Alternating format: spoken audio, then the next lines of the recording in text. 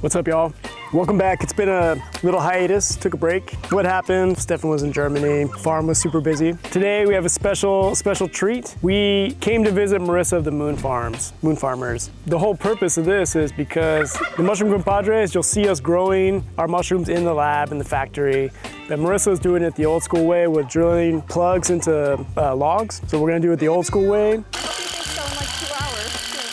And do it the more slow, natural way. Exciting, we're gonna learn something. You're gonna learn something too. And yeah, welcome to the Moon Farmers, São Teotonio, middle of nowhere, Portugal. All right, hi Marisa. Good morning. First off, thanks for having us to your house. Thank you for coming. Yeah, welcome to the Moon Farm. Yeah, we're glad to be here. So I wanted to ask you, what is special about this place for you? We're a secluded valley. And so we're the only people that live down here. And so we really get a chance to rewild in a way that's not possible if you're living in a town and have neighbors, right, next door. We have a forest, which gives us access to a lot of wood to use for building, for gardening, and for growing mushrooms. And you've been here for how long? 7.5 years. What was it like the first time you saw the property? It was completely overgrown, and the house was small and half-built. So yeah, it was a fixer-upper. Okay. But we felt ultimately that it was our job to come and fix it up, that we knew how to do making it come back to life, and that we were willing to do it. It's been a lot of work, but it's worth it. Every day. I learned from the animals, I learned from my neighbors, learned from the community, learned from nature.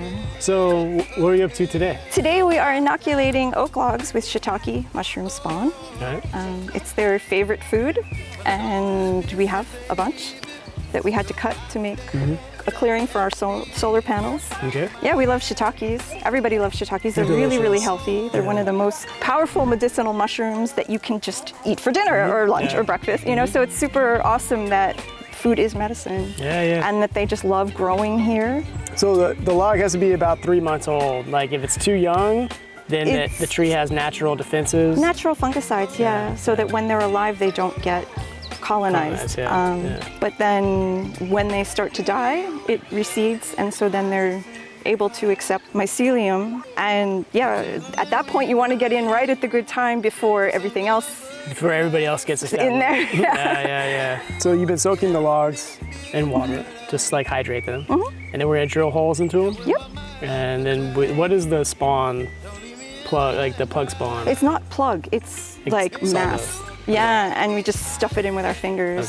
Yeah, it's really low tech, drill and fill, just smush it in there. And then, you can coat it with wax. That's something I'll probably do tomorrow with whichever ones stay here. And just, there's a camera going. What do you want people to take away from this visit? Or to know that it's not as hard as it first appears. To normalize growing mushrooms. I guess helping with the biodiversity, helping with bringing nature forward. That's what we do with our chickens. We start with these little things that need lots of love and care, and you just provide that, and then they can take over. After a certain point, it's more hands-off, and you just let them grow. But that it's very easy, it's very possible that everyone can start doing this wherever they are in the world.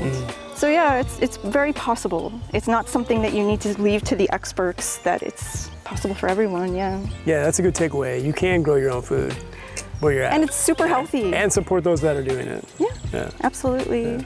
All right, well. Top quality. Soon we're gonna bust out the drills and get to work, so. What is that? Overkill. This is a whole container of drills and some drill bits. We got more than enough to do a simple task. Let's do it. Let's do it.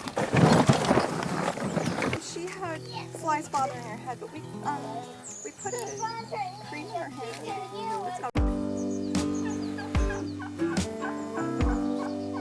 Shiitake. Shitake. I thought the shiitake.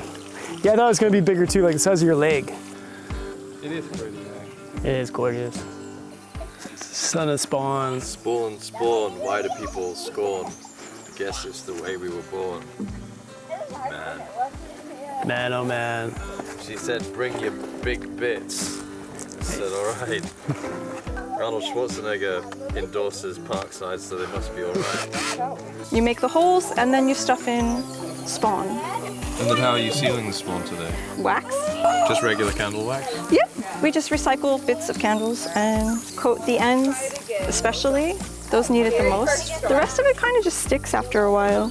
And then, yeah, they need to be laid somewhere shady and with access to water. They need water at least once a week. And then when do they fruit? 6 months, you get a first fruiting, and then the big fruiting will be the first year. Okay. And then for about 3 years after, every time conditions are right, you want it to be, a certain temperature, enough humidity. But yeah, Are these too small, or are they thick enough? these are fine. Okay. Yeah, I mean, they get a little thin on the end. If you want, we can just snap them at the end and not bother trying to inoculate the ends. But yeah, they're great. As long as the base is a certain size, they take. Okay, cool. The smaller logs inoculate quicker, and so they'll fruit quicker.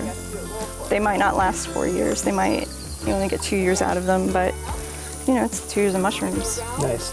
We want to colonize the whole log evenly. So everywhere along the sides and the base, you want to do every 2 to 3 fingers apart so that you have a whole network of holes that you then fill, and it allows the mycelium to really colonize the whole log evenly. They don't fruit until they're fully colonized. And so as long as the more you put in, the quicker they work, the more likely you are to get a good fruiting out of them. And then They're really fruitings tasty. for fruitings for years to come. Awesome. How deep are we going? Push in more. Or you want me to do that one? Because that's in a hard spot. This one's kind of hard.